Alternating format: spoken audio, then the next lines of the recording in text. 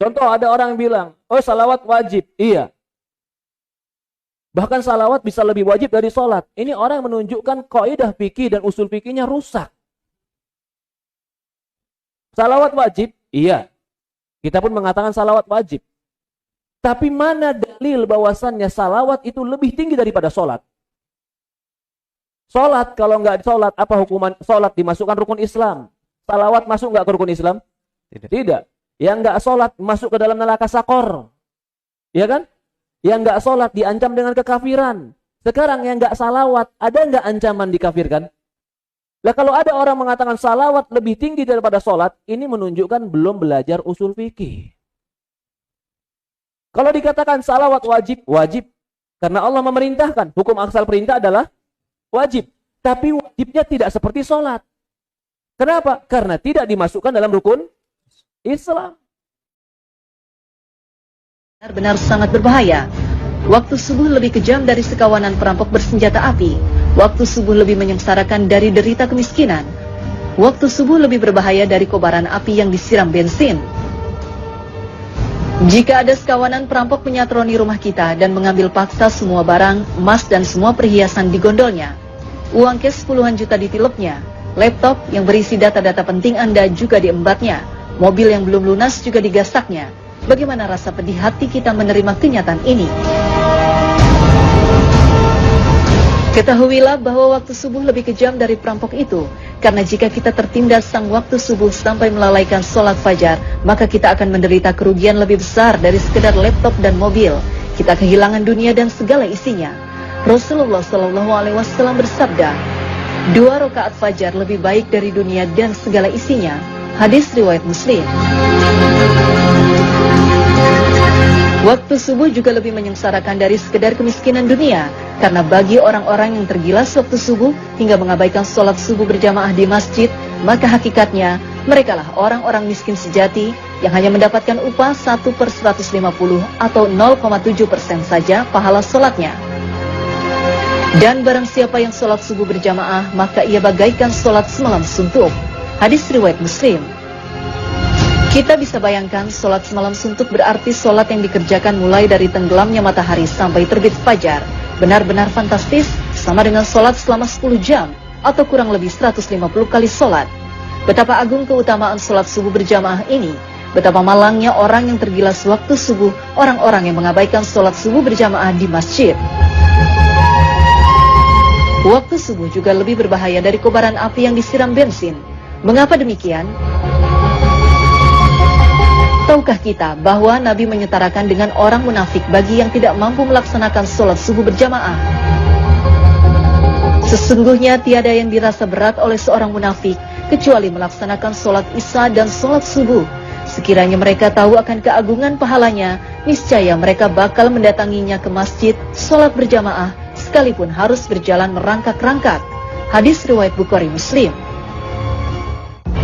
Orang yang tergerus waktu subuh hingga tak mampu mendatangi masjid untuk sholat berjamaah adalah orang yang dalam keadaan bahaya karena disetarakan dengan orang munafik.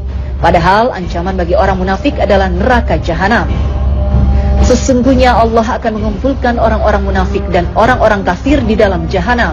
Quran Surat An-Nisa 140. Bukankah jahanam lebih berbahaya dari sekedar kobaran api yang disiram bensin? Nah, dari kobaran api, maka Allah berfirman, katakanlah, aku berlindung kepada Tuhan yang menguasai waktu subuh. Quran Surat Al-Falaq 1. Yaitu dengan memanfaatkan waktu subuh sebaik-baiknya. Maka lakukan sholat sunnah dan sholat berjamaah di masjid. Abda'u bismillahirrahmanirrahim wa birrahimi da'imil ihsani walhamdulillahil qadimil awali al-akhiril baqi bila tahawuli thumma salatu wassalamu sarmada ala nabi khairi man qad wahada wa alihi wa sahbihi wa man tabi'a. Kemudian dikisahkan juga ada salah seseorang lelaki yang mimpi berjumpa dengan Rasul sallallahu alaihi wasallam. Ada salah seorang yang mimpi berjumpa dengan Rasul sallallahu alaihi wasallam, di dalam mimpinya dia manggil Rasulullah, ya Rasulullah, ya Rasulullah, tapi Nabi nggak noleh ke arahnya. Manusia ini kalau dipanggil kemudian dia nggak noleh, dia dengar tapi dia nggak noleh, berarti bisa jadi nggak kenal atau kita salah manggil. Misal kita manggil orang, ya Ahmad, ternyata ini orang ini bukan Ahmad, ya dia nggak akan noleh. Atau dia namanya Ahmad, ketika dipanggil dia nggak kenal dengan yang manggil, maka dia juga nggak akan gubris, nggak noleh. Nah ini lelaki tadi ketika mimpi berjumpa dengan Rasulullah, dia panggil ya Rasulullah, ya Rasulullah, walam yaltafitu ilaih, tapi Rasul SAW nggak menoleh ke arahnya, maka dia kebingungan. Akhirnya dia lari ke arah Rasul SAW, berdiri di hadapannya Rasulullah. Dia bertanya, ya Rasulullah, kenapa engkau tidak menoleh ketika saya panggil? Hal anta alayya ghadban, apakah engkau ini marah kepadaku? Maka dijawab oleh Rasulullah SAW, tidak, saya nggak marah kepadamu, bahkan saya nggak kenal kepadamu. Bagaimana mungkin saya marah? Kenal saja tidak. Maka yang mimpi jadi bingung, ya Rasulullah, bukankah para ulama itu menjelaskan bahwasanya engkau ini mengenal umatmu melebihi daripada kenalnya seorang ibu kepada anaknya. Engkau cinta kepada umatmu melebihi daripada kecintaan seorang ibu kepada anaknya. Kata Rasulullah, sadaku, mereka berkata benar. Kemudian dijelaskan oleh Rasulullah SAW, dan sesungguhnya kenalku kepada mereka umatku itu dengan kadar sholawat yang mereka baca. Engkau nggak pernah bersholawat kepadaku, bagaimana mungkin saya kenal kepadamu? Nabi semakin kenal kepada umatnya kalau umatnya itu banyak-banyak bersholawat. Orang yang bersholawat kepada Rasulullah itu diriwayatkan disampaikan oleh malaikat kepada Rasulullah SAW, disampaikan dengan namanya, bahkan bukan namanya saja, nama ayahnya pun disebut. Ketika seseorang bersolawat, maka malaikat datang kepada Rasulullah dan berkata, inna fulan, lalu namanya Ahmad berarti Ahmad bin Muhammad, kalau ayahnya namanya Muhammad, yusallimu alaik atau yusalli alaik, bersolawat kepadamu. Nah kalau orang sehari solawat kepada Nabi 1000 kali, bayangkan kalau kita setiap hari ada orang datang kepada kita mengucapkan, Pak Ahmad kirim salam 1000 kali. Semenit setelahnya itu, Pak Ahmad kirim salam. Walaupun kita ini yang dapat salam ini nggak pernah berjumpa, pasti kita akan penasaran, siapa ini Ahmad yang setiap hari mengucapkan salam kepada saya 1000 kali. HP ini alat mubah, tidak pahala, tidak dosa, tetapi bisa jadi sebab HP ini membawa kita ke surga, bisa juga jadi sebab membawa kita ke neraka. Apapun yang namanya yang mubah tergantung isinya. Gunanya apa? Gunanya kebaikan, silaturrahim, syiar dakwah, sebarkan kebaikan, sebarkan doa sahih, hadis yang sahih, dapatlah pahalanya, menjadi sedekah jariah bagi kita. Sebaliknya, kalau kita sebarkan keburukan, dosa atau berita huak atau fitnah di mana-mana, itu membahayakan. Tahu nggak dosa jariah? Bapak Ibu pernah nggak dengar dosa jariah? Hah? Biasanya tahu apa? Sedekah? Sedekah jariah atau amal jariah. Kok ada dosa jariah? Ada. Dosa jariah menyebarkan sesuatu yang tidak baik di dalam HP kita atau di sosial media. Kita share ke orang lain atau ke grup sebelah. Isinya berita huak, belum tabayyun. Isinya fitnah, isinya adu domba, isinya kekerasan atau film-film yang tidak baik isinya, tidak, atau merusak akhlak. Itu semua ketika kita sebarkan ke grup sebelah akan terbawa dosanya sampai hari kiamat. Makanya saya selalu ingatkan khususnya pemuda-pemudi, seandainya anda terlanjur melihat video isinya tidak baik atau membaca berita yang tidak benar, apapun yang anda lihat, kalau sudah merasa itu tidak baik, tidak bagus, apalagi dosa, sudah terlanjur kita lakukan, istighfar, tapi jangan coba-coba di-share ke orang lain. Kenapa jangan di-share ke orang lain? Saya khawatir kalau di-share ke orang lain, nanti orang lain mengirim ke salah satu grup, nanti grup share ke grup sebelahnya, akan terbawa dosanya sampai hari kiamat. Kita wafat, meninggal dunia, tapi disalurkan dosanya sampai hari kiamat. Na'udzubillah min zalik. Hati-hati.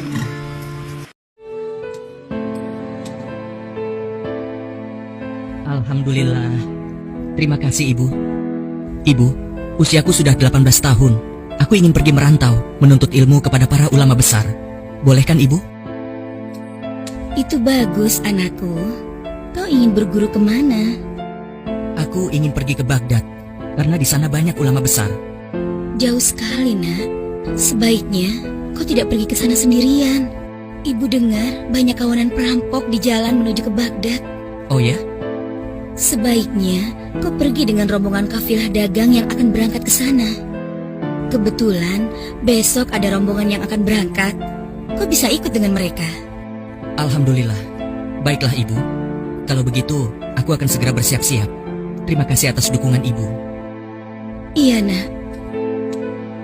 Sang ibu pun menyiapkan perbekalan untuk anak tercintanya. Khawatir akan adanya perampokan di perjalanan, sang ibu pun menyelipkan sejumlah dinar emas di dalam baju Abdul Qadir Jailani. Saat keberangkatan pun tiba. Nah, itu mereka. Bergabunglah bersama mereka. Baiklah Ibu. Aku pergi dulu. Doakan agar aku selamat sampai tujuan. Tentu saja, nak. Ingat pesan ibu ya. Jadilah anak yang jujur dan senantiasa bersabar. Ini anakku, bawalah ini. Di dalamnya ada uang 40 dirham. Hati-hatilah. Terima kasih Ibu. Iya, nak. Berangkatlah. Semoga kau selalu dalam lindungan Allah, nak. Demikianlah Abdul Qadir pun pergi menuntut ilmu bersama rombongan kafilah dagang, menyusuri padang pasir yang gersang hingga sampai di suatu tempat.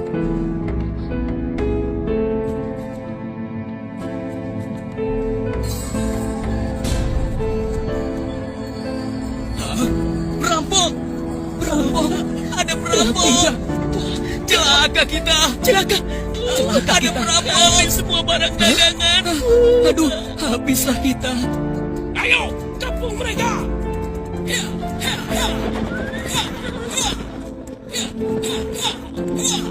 Bersiaplah kalian semua! Coba, serahkan semua harta benda kalian! Jangan Tuhan, ampun! Habis itu dagangan! Habislah kita! Hei, anak muda, kemari! Iya Tuan. Mana hartamu yang paling berharga? Ini Tuan. Hei, kamu ini gila ya? Harta yang paling berharga, benar tidak? Iya, ini Tuan. Ini harta saya yang paling berharga. Apa ini? Bodoh. Masa kau tidak membawa uang? Katakan, biar aku ambilnya. Iya Tuan. Ayo cepat. Turunkan aku dulu Tuan.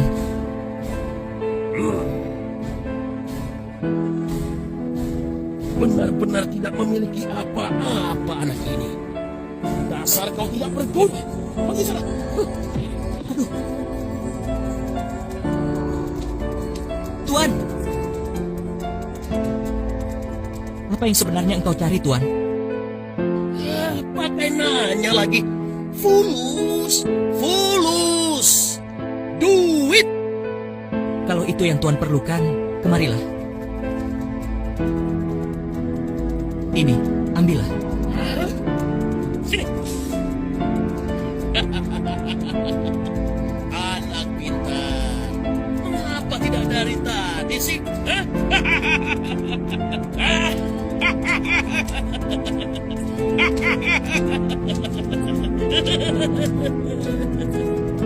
Hei, ada yang aneh dengan anak itu.